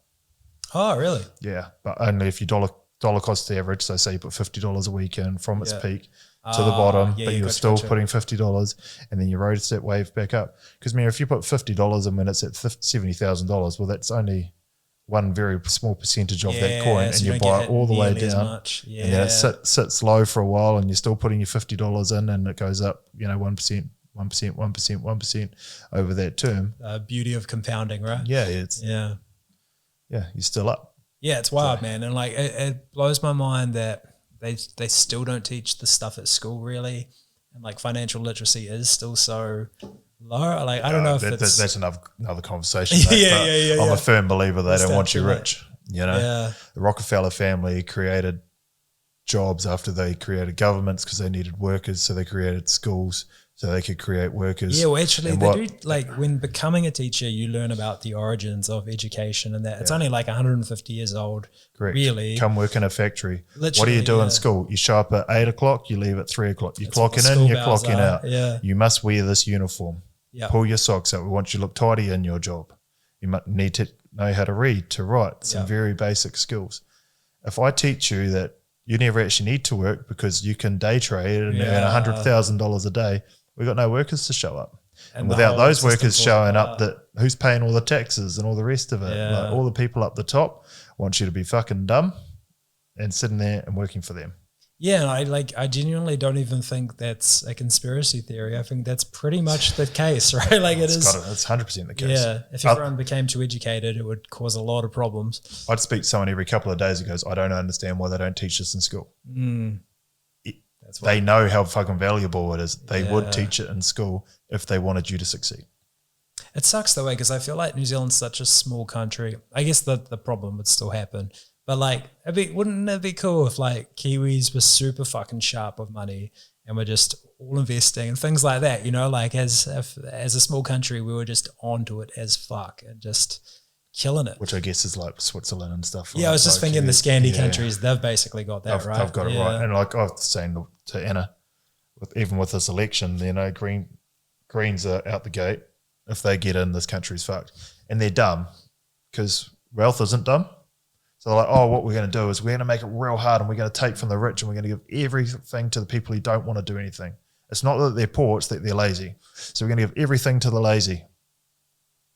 Sweet, well, we'll just sell up and we'll move to a different country. That's the biggest problem, right? You tax the rich super hard. Like I get tightening loopholes where they're not paying tax, right? You know, like, you know, you're paying like fucking 5% or something because you've found every possible loophole and there's always going to be that case. But like going extreme, like austerity borderline, but only on the rich, they'll just leave. Like they're just not going to stay. And then what happens then? Like worse social outcomes. Yeah. If you look on social media, where does everyone live now? It's Miami. Oh, Why do they live in Miami? California's taxing them too high. Oh, everyone's leaving. Joe Rogan Everyone's and stuff, left and gone to Miami. Everyone's like, used to be like, oh, bro, you got to live in California. Everyone's like, oh, you live in California? Oh, sorry. Interesting. You know, like, that's fucked. So they left. Most people are moving to Dubai that have got serious Bitcoin wealth and stuff. You know why? No tax, clean country, no crime, traditional values. If you got born with a penis, you're a man. If you're born with a vagina, you're a female. That holds a lot of value to a lot of people. So I'm like, do we need to be here too much longer? Obviously, I'm starting a business. I've got another few more years in it. But if someone like the Greens got in, I'd probably have to. How do you feel like with your kids? Obviously, they're older now. Because like I feel like the Kiwi culture has eroded quite a bit in the recent years. But like I do overall like being from New Zealand, you know, like if I was to say raise my kids in Dubai, I don't know that they would be the same way. It's a great place to grow up, but it can be ruined really quickly by some governments. My mate Matthew Horncastle did a great post on it. I could probably show you after this, but he does explain why New Zealand is a really good country. And I mean, ultimately, we're an island that's left on our own. We don't border anyone. We don't have any border issues with people, you know, trying to jump in and create little wars or to fight for territories, that sort of thing. Yeah, we don't have to deal with any of that sort of stuff. We are clean and green. Everything that New Zealand has going for us is a fantastic country. The only thing that's ruining it is our governments. You know, they're trying to force us into a green. National just came out on the weekend saying that they want to create genetic modifications to our meat to help with emissions. What the fuck's that going to do to us? What, you're going to introduce some more cancers and stuff through our meats because you've got to put some other chemicals in what's already a healthy animal to stop a fart? And even our our marketing, the clean green. Obviously, you could do that in a way where you're saying there's methane or something, but also like, oh yeah, New Zealand, the leading producer of artificial meat, doesn't have the best ring to it. There's so many cascading. That's so horrible. Yeah, it's such a horrible thought. And for what? Like, we make up 0.000 something of the world's emissions. The poorest countries in the world and the largest countries like your India, your China, they're creating all these emissions and they're not going to stop. They don't give a fuck. That's totally it. I feel like I get the whole like, you know, be the change, blah, blah, blah.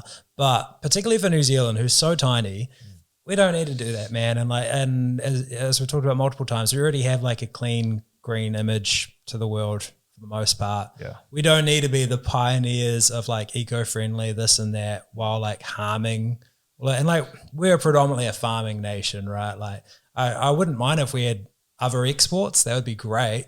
It would be cool to diversify a bit more. But for the most part, we're like a farming nation. So we should really not make that more difficult, especially for these like eco-friendly, even like the EV cars and stuff, sure, whatever. But I know like the batteries and things like that all have huge environmental problems too. Massive. So it's just like they're all mined. Everything in the batteries are mined, right? The nickel, all that sort of stuff. Talk about exports. Well, one of the biggest things we have in this country outside of like farming is logging. What's happened in logging? Massive weather events, Hawke's Bay, Gisborne, all through Taupo. Well, that's one side of it. But up in Northland, all the logging's just being sold off for carbon credits.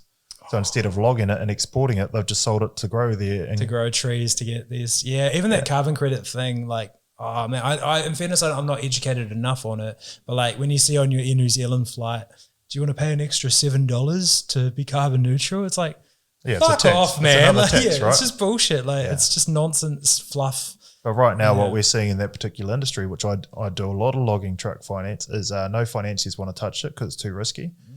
There's all these people up north that have now lost jobs, logging crews with millions of dollars of finance that have no work. What do you do? Yeah, just a whole lot of business is going to go broke, and an industry could die. It's not going to die entirely. Like logging will continue. Logging in this central region is actually very strong. So where we live, we see a lot of it, and it's going really well. But the outer skirts of the island have been punished, and some of that is just government policies. And just for like, essentially to me, like fluff pieces about like, look how great we're doing with this. And, like they just like list out these, we've, decreased by 60%, blah, blah, blah. Yeah, you don't see photos of like the 1,000 families that now don't have jobs. We're not even seeing what's happening down in Napier. In what way? Like they're not like showing? All the flood damage, the houses, the people's houses that have got silt all up around the roofs, Oh, right. Okay. So the contractors that are down there and their diggers at the moment, they're all getting sick because they're trying to dig the stuff up, but they're all building in the silt and stuff, and they're all getting. Oh, right. So I hadn't even heard about that. There's a lot of stuff going on that they'll never talk about. Yeah. But it's like, why are you talking about something that happened on the other side of the world or something when there's actually a whole lot of shit in our own country that we need to sort out? Yeah. Yeah. You're even, when I got here and we're talking about like Tauranga CBD and the crazy amount of sort of crime and just sort of, I don't know what you call it, like delinquency, vandals, whatever, that are around now. Middle-aged delinquency. Yeah. And it's like the news stories you do hear, there is so many now. And I know they're like, the media reports on it more, blah, blah, blah. Bullshit though. Like there is just way more crime everywhere. And I don't know, man, I don't know how we fix it, but it does suck. Like I feel, I don't know if you feel the same way, but I do feel like for New Zealand, I want it to be good. Like it's my country. I want it to do well. I don't want it to turn to shit, but it feels like it's just continuously. Well, what's going to happen, you can see it happening, is civil war to some degree, right? Like that's kind of where that social experiment ends in, is like it ends in civil war. What's happening right now, I was talking to a security guard in Auckland when we were up there on the weekend, and I said, you know what, if I saw one of these little pricks walk in there and smash counter, I'd tackle them. I'd fucking hold them down. I'd punch them in the head. Like I'd do something, and I'd probably get assaulted for it. But if 5 or 6 guys try and do that and some Kiwis stand and give them a fucking hiding, then they might stop doing it. Because right now they go, oh, no one can touch me. Totally, yeah. But let's give fucking 5 or 10 of you a decent hiding. We'll see how many more people are running up to see what happens there, because public opinion would probably be on their side, right? The ones who would fucking know? That's actually that's a good point that's too. the problem. Everyone's such a pussy. Like, if someone's doing something wrong, look, I've got mates that have got jewellery stores here in town that have been ramroded and broken into. You go, oh yeah, cool, they're insured. Well, they're insured for what that stock's worth at the time they brought it, not what it's worth at today. And gold price moved quite a lot, so that some of that stuff they might have had a little bit of cream in it, which helps their business out. But to replace it now, they've got a much lesser value item or something once insurance pays out. But that's not an easy task either. And own a jewellery and have 3,000 items around your store and put that away every night and put it back out every morning, and the amount of trouble they have to go to. Not easy for any of these people. And most of them are just mum and dad businesses. It's not like the big conglomerate. And it's like, yeah, that just sucks because then they'll, more than likely, a lot of them will be like, it's just not worth it. Like I know a dairy out in Omok that shut down after 5 ram raids, and they even caught at least like the third one that had done it, which seems like it was them the whole time. They'd lived in Omok and they're like a bunch of like 15-year-old kids, no charge, just got away with it, got diversion. It's like, fuck, that's bullshit. And then, yeah, like the dairy doesn't want to, just get sick of it. They just don't want to be there anymore. And it's like, so fair enough, man. Like, no one talks about the mental health of the dairy owner or that his wife left him because it was too much for their family and all the rest of it. The social impacts. He doesn't see his kids anymore because the wife lives in a different town. Like it's a massive roll-on effect from all these things. Yeah. Frustrating. No, it really is, man. It doesn't need to be that way. Yeah, again, like if we circle all the way back to sort of this eco-friendly stuff, and like you have this noble thing of like, yeah, we're going to lower our carbon, blah, blah, blah. And then you go all the way to the end of that of like a bunch of dudes off themselves because all the shit hits the fan. And like, yeah, that's what that action there can do. Like, I do. And I feel quite helpless in that space. And it is like, it seems like you probably have more ability to, you'll be at least more. Well, I'm in the position now where I don't give a fuck what anyone says. And my wife sometimes like, oh, I shouldn't really say that. Or you got to worry about people, what they think. And we had this conversation recently. Someone made a comment about Gab's laugh. Oh, can't stand his laugh or something to him. You guys laugh too much. I forget what the exact quote was to him. And he's like, do I laugh too much? And I was like, well, is it we or you? And it's like, well, I think we. I was like, I don't give a fuck. Like we're enjoying the podcast. If people don't enjoy the laughing, listen to another one. Hard out. Like there's 8 billion people in the world. I'd be happy to have like 50,000 listeners. Someone will find it that enjoys it. And if you don't like it, there's another podcast out there for you. Even like for someone to spend the mental energy to comment with a negative thing, what's going on in their life that they're like, fuck him. Like, you know, like, I've listened to 20-year podcasts and I've got to say, you laugh way too much. You're too happy. You need to get more serious. These hard-hitting topics you're talking about. It's crazy, man. It's a funny world. We're changing it one podcast at a time. Yeah, I like it, man. I respect. Like, honestly, that's something probably the thing I appreciate the most in people now is consistency and like that like you're doing this, man. Like you don't have to do this. This is off your own back. You're doing it because you want to do it. Like respect. Like there's so many people that chase the dollar, you know, trying to get promoted, blah, blah, blah, blah, blah, and they're doing it to make more money. Not necessarily. I'd love to make some money out of this. Donations. And don't get me wrong, like I with Kiwi Dad, I'd love to make some money out of it. I've got like a few products and stuff like that. I'd love to like dial my work down a bit and dial Kiwi Dad up. That'd be dope. We've had that conversation. Like, for this one thing, if I was to let everything go and just do one thing, what would it be? And I was like, it'd probably be this podcast. But that would require me earning, you know, $500,000 a year or something plus in revenue, because to do this properly, I need to be flying to Australia. Like you'll burn out in New Zealand pretty quickly. Yeah, you would. If you want to actually get the people that, you know, that maybe would get you the views and the listens and stuff, you've got to start going over to Aussie and talking to Adrian Portellis and the Troy Candys and the rugby players and the, you know, going to America and trying to sit down with Joe Rogans and that's when you're only going to earn that kind of money. If you're having those conversations. See, I'm quite lucky in that, like my income's better than it was as a teacher, but it's not huge. So it's like there's more flexibility in that, you know, like I only have to earn so much to be able to drop a day a week. Like that's kind of what I've been working towards. And I'm not saying I need to earn $500,000 for me to live on, but I'm saying for it to be at that level, that was like a full-time gig, because that's just turnover. It's not net profit. If you start flying and you're $1,000 somewhere, like even if I want to go down, I've got like 5-6 really good mates that are all hyper successful in Christchurch. If I flew down there for a weekend and did a podcast with all of them and flew home, it'd be fantastic. But it's going to be $3,000 weekend. By the time I fly down, accommodation, some meals and stuff, set it all up, we're going to burn $3,000. So that right now isn't happening. To earn that minimum just to, well, not even to make money, right? Yeah, that would just be to break even. That's a passion project still at that point, right? So that's why I haven't sat flowing down there and caught up with those guys. There's a big group of people in Auckland who've got to do the same, but it's like, right, well, now I need to clear an entire weekend. And they need to be available on that weekend for me to come up, because they're all going to be busy in their own businesses. So if I'm going to make a trip up there and Gabs, and we clear our time with our family and we go up there, so when it happens, you'll know this is what's happened. We've cleared our time at a time where they can catch up. We've hired a place up in Auckland. We've unpacked everything here, put it all in the car, driven up there, set it all up, recorded for an entire day, come back, and then spend all the time to get it back out there. huge amount and it will of happen. time and effort as well, right? Like, yeah. So you're like, oh, well, we'll get people while they're in Tauranga. And Yeah. So that, and the beauty of it is everyone's got a story. Like everyone we speak to, what are we going to talk about? It's like, just fucking start talking. Yeah. And that's the beauty of what we do is like, I knew very little about you. And I tend to not really research people because you just find out as you go. It's a genuine conversation. I'm learning your story. Yeah, man. Yeah. And that's all we ever wanted. We just wanted to sit down. And like, even for like a listener, right? That's a good way to go in. You're all finding out together of each person. Yeah. Like I love Alex Hormozy. I love his content, and I've listened to his podcast on like 5 or 6 different people's platforms, and he tells the same story each time. And he's super valuable, and he's got super great content. But if you listen to enough Alex Hormozy, enough Gary Vee, they always just tell the same story. And that's why they're so good at telling it.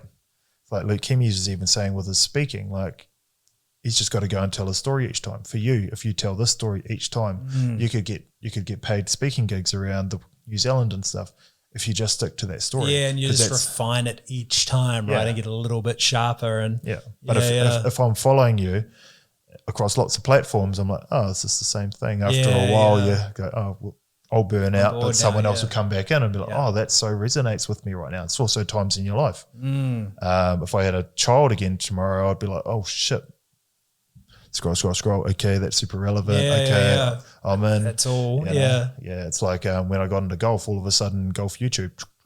Okay, that's why my swing's fucked. Okay. Yeah. The passion suddenly there and it aligns. You know, it's so true. Even because I've got quite into that Alex Hormozy sort of in the last 9 months or so, as I've been more like, how do I make Kiwi Dad bigger? He's the GOAT. He is. Yeah, but have you read his book, $100 Million Office? No, I should. Oh, yeah, it's a no-brainer. It's really good. It's one of the best books out there. Yeah. Oh wow. Okay. Yeah. To grow content, build stuff. Yeah. He's got $100 million offers coming out shortly. But it's super relatable. There's not many books I'd read twice or 3 or 4 or 5 times, but that's one that I'll hit on. I really should, because I've listened to like his YouTube, like his lectures, which are like 2 hours long, the different talks he's done, where he basically talks about the gym flipping and how that then turned into like his acquisition.com that he's got and all that. Which is a story, but the book is how to do it. Yeah, because he does just touch on the personal branding stuff. For me has been the more interesting part that he has. But just as you said before, like you hear the story, I've listened to like Diary of a CEO. I don't know if you listened to that one. So good. But yeah, like I listened to him on there and I was like, oh yeah, that's like, I've already heard that. That was a great one though, because he cried. And he talked about his dad, which you've never seen that side. I actually listened to that one only a couple of weeks ago. But But yeah, I think I'd listened to him on a couple. He popped up, you know how they do their runs, and he popped up on a few that I listened to. And then, I think the Diary of the CEO one was the last one I listened to. And then I was kind of tuning out a bit, you know, because I was like, same story again. Yeah. And that Gary Vee, for some reason, I don't like him. I don't even know why, because I know he is just trying to like teach people and everything. He literally says himself, I know why people keep listening to me. I just say the same shit over and over. Yeah. And there's one person that may be listening to this and she's like, no, he's the GOAT. And I was like, it's the same each time. He literally says it in his own podcast. He is fantastic. He does know his stuff. He's got heaps of knowledge. There's something about his personality that just it doesn't work with me. Yeah. He's 100 miles an hour, right? So if you can't keep up with his pace, and I'm not saying you can't, but it's just like, I'm just going to speak at you really quickly and you're going to take this in, right? Well, because I found like his ideas are great, and like, you know, make like the more input, the more output, the better results, all of that great. It's almost, I think it's the American nature for me of like, and this is the reason why I'm so great. It's because of this, blah, blah, blah, blah, blah. And like, I've been thinking about this recently. It's funny you bring that up because we were talking about it just a couple of days ago. And I was like, Americans like to tell you how good they are, but they don't have a tall poppy syndrome in America. So they tell you how good they are and other people tell them how good they are. Yeah. Whereas here, everyone's telling you how good you are, so maybe they start believing they're really good. Whereas here we do something, we're afraid to tell people we're doing it because they're going to tell us that we're shit at it. So then we always kind of second guess ourselves rather than actually having real belief in ourselves. Hence why there's probably very few billionaires to come out of New Zealand.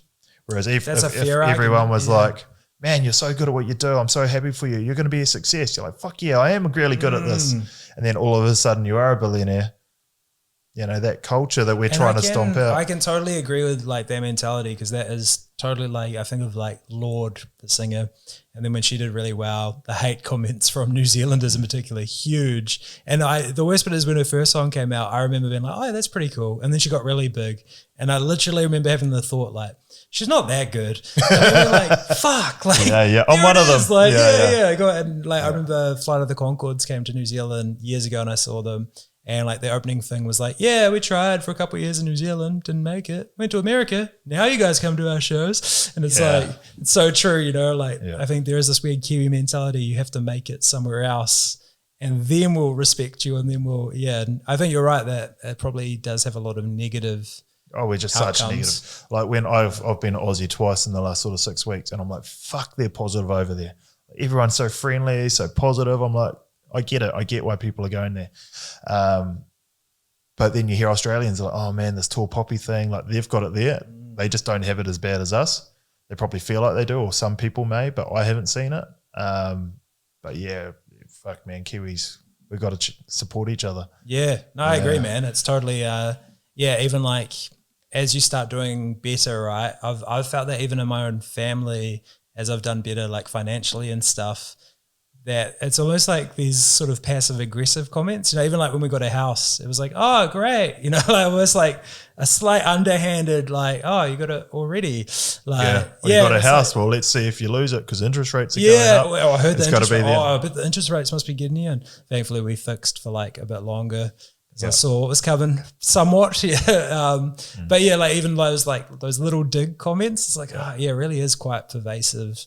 And I was in Aussie a couple of months ago for a mate's stag night, and I was talking with them just about like cost of living and inflation. I was like, how's it going? Like, is it hard? And they're like, what do you mean? I was like, you know, just like getting by and stuff. There's been a lot of crime and stuff in New Zealand. And they're like, huh? Like, it was almost like, what are you talking about? Like, like, oh shit. Like, it's not even like, obviously it is there, but it was like, well, yeah. Not there, you know. I'm a firm believer of you are what you consume, and too many people in New Zealand consume the news, which is owned by the media, or the media is owned by the governments. The governments are owned by the people that fucking pay them, right? And the shit that they advertise is just the story and the message that they want you to believe. We've seen it with COVID. We've seen it with many things. If you fucking listen to them, you're going to be depressed. Yep. You know. So if I eat fucking KFC every day and chocolate bars, I'm going to be fat. If I listen to Channel 1 News, I'm going to be depressed. Yeah. Or I just consume the Herald, I'm going to be really fucked off at everything. And 100%. Or I just go, don't know what's happening. I'll hear enough through a conversation throughout the day. Oh, did you hear about it? No, tell me about it. Okay, cool. I know enough about it. But if I listen to the podcast, the Hormozis, the things like that grow me, happy as going about my day. You are what you eat, eh? Like it really is. Yeah. Yeah, you consume media just as much as you do food, so put the right things in your ears and eyes. Yeah, I think too, like that's a relatively new one, right? Like the last sort of 10 years of social media and stuff booming, we're the first to really have to do that and be like, oh, I have to actually manage what I consume content wise. And like, yeah, I'm the same. I literally don't watch the news anymore. I never use Facebook now anyway, but like on Facebook and stuff, I stopped looking at all that stuff. And and like on Reddit I used to use quite a bit, and now I find it so boring because I went for a phase where anything that upset me or made me feel grumpy, I would just unfollow the page. Like I'd follow like. So there's no pages left. Well, no, like pretty much like because I'd follow some of the like hardcore Trump people on Reddit just to see like what loony stuff they were saying, because some of it was just ridiculous. And then it would pop up and I'd be like, oh my God, these fucking people, they've lost their minds. But then that would get me riled up, right? And then what's that negative energy? Where does it go? Like it has to go somewhere. Yeah. And like, why am I'm just judging these people? So, but yeah, I unfollowed all those and now I hop on Reddit and I'm like, this is so fucking boring. I've never even been on Reddit. Sometimes I Google something and I'll send you there. Yeah. I don't think I'd have the patience for it. I don't give a shit about their opinions. Yeah. What they're talking about. I'm sure there's nothing of value on there, really. Yeah, I'm like that with Twitter. I've never joined Twitter. I'm like, I've seen enough to be like, nah, I'm all good. Yeah, I joined it for a period, then I got off it. I kind of want to support it just because of what Elon Musk is doing around free speech and stuff. Like, I like that he's calling out the media and different things, like good on him. But yeah, if it's going to become like an Instagram and you post your photos and do everything there, I don't need Another TikTok. one. Yeah. Like, even TikTok I don't use. I get sent TikToks. I'll put a few things on there just to grow my reach a little bit. Like if I've posted on Instagram, I'm like, oh yeah, I should put it on TikTok sometimes. And it's not all of them. I'm like, oh yeah, afterthought. But I can't stand TikTok either. Yeah, well, TikTok's like literally like the weaponized attention distraction thing, right? And like that algorithm is trying to just figure you out so it can just even when you try and close it and it takes like 3 clicks to get out, it's here's another video, here's another video. Okay, now you can leave. Yeah. Cunning. Yeah, but it's worked so well with that, like the Gen X's, that's the younger one. Yeah. They're fucking in that shit, man. I need to watch my son on it. I was like, what have you been watching? Is that nothing? I was like, well, what are you doing? That's TikTok. I'm like, fuck, you got a problem here. Yeah. No, I genuinely don't know. I almost like am curious to see if it completely rebounds to the point where they don't want to even use social media. Like I wouldn't be that surprised if it like almost contracts. It's I do think some of the younger kids are better than the adults in a lot of ways. How's that? Like in what way? Like don't want to use it to the extent that some people our age are using it, you know. I've got mates that send me stuff throughout the day from TikTok sporadically. I'm like, bro, you're sending me stuff at 10 and you sent me like 3 videos. Now you're sending me some stuff at like 1. Like how much time are you scrolling to send me your favorites? Yeah. And that's pretty much what I'm watching. I'm like, oh, yeah, okay. Sometimes the laughy face or whatever. And it's like, that was a good one. Oh shit, our battery's going to die. Nah, sweet, bro. But the TikTok thing is, it's not for me anyway. No, I agree, man. And I find, even just the sort of, I feel like the liberal stuff, sorry, I know we're going to wrap up, but the liberal stuff's gone quite far. All the like gender pronoun shit. Like, I'm not, I'm dead against it. They're pushing shit. I firmly believe that only possibly at best 1% of the world believes that all that stuff. If at best, but yet the other 99% of the world just died. Go on. This one's still recording though. Other 99% of the world are wrong. Because we've made something up in the last 12 months and you're wrong. It sounds like if some of the podcasts you listen to, if you listen to Andy Frisella, the Real as Fuck podcast, Real AF, he just spits it like it is. He's real tough. Yeah. And he firmly believes that even the LBGQ2, whatever colours and stuff they put in it this week, a lot of them are against it too. Yeah. You know, they want it to be gay, proud, accepted. Now they're getting dragged back in by this whole non-binary type thing. The furries, like I'm a furry. Is that actual? Oh, right. I've heard of them, but I don't know. I saw a TikTok with some girls speaking about the issues they're having in Whangarei College because they hadn't put litter boxes out for the furries. So these girls were going for a dump in the basins because they didn't have litter boxes. Oh man! And you're like, it's like you don't know. The issue with social media is they could be making it up and it riles you up. And it riles me up. I'm like, oh, for fuck's sake, if this is happening, like we're gonna have to have a thinning. But fuck. Let's wrap it up. We're gonna get rolled up. We'll go too far. But thanks for coming. So where can people find you? Just search up Kiwi Dad Instagram. Has it got an underscore or anything? Or? Yeah, there's an underscore at the front, but I think I've got enough now that if you just search Kiwi Dad, you'll pops find up. it. So Kiwi Dad, you'll find your Instagram, TikTok. Yeah, and I've got a YouTube, but it's basically just the Instagram stuff. My goal is to get into that long form YouTube, but that's just like that extra step that's a lot harder. So you've got a podcast now, so you can cut some stuff out of it. Yeah, totally. That's the beauty of it. You do a long form, and that's what I need to get better at. And if I had a person, it's like, cool, cut the 3 great 1-minute clips out of there and make some reels for me, and then I don't have to make other shit. You know? Yeah, hard out, man. There's all those things, but when it comes to editing it or out of a 2-hour podcast, sometimes it's easier just to start something from scratch and just do the 1-minute clip and then go bang, bang, bang. Yeah. No, it is hard. Like I've found that so much that it used to take me ages. I've got it pretty smooth now where like I can captions, get my sound synced up and then like add some animation, some B-roll, all pretty quick. Like I can smash a video start to finish. Probably in like, I do it on a pro, but like maybe 3-4 hours per video. But then because I batch it, so I'll like edit 5 videos into draft state and then 5 videos I do captions on. And so I do it that way. So like right now I've got 7 videos preloaded. They're ready to go. You're putting a lot of time in there. Yeah. Oh, totally. It is. And kind of what you were saying earlier, like if I applied that in my job, you know, or started my own business, something, I could probably use that energy that way. So it is it's a trade-off. You're trading time for something else somewhere else. Yeah. Oh, it's been awesome, man, learning more about you. I'm sure we'll probably talk for another half an hour or so off the podcast, but we'll wrap it up there. And sweet, man. It's been a pleasure talking. Thank you. Awesome.